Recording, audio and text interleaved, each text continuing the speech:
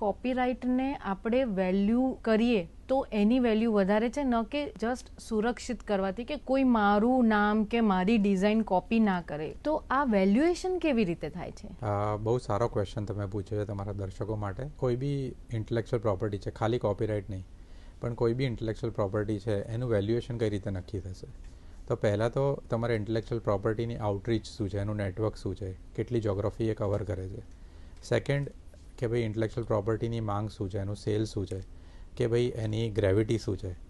અને થર્ડ કે ભાઈ એનો ક્લાયન્ટ બેઝ એટલે એનું ફોલોઈંગ શું છે.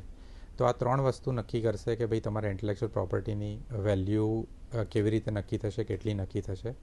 અને સર્ટિફાઈડ વેલ્યુઅર્સ હોય છે એના, જે તમારી ઇન્ટેલેક્ચ્યુઅલ પ્રોપર્ટીને વેલ્યુ કરતા હોય છે.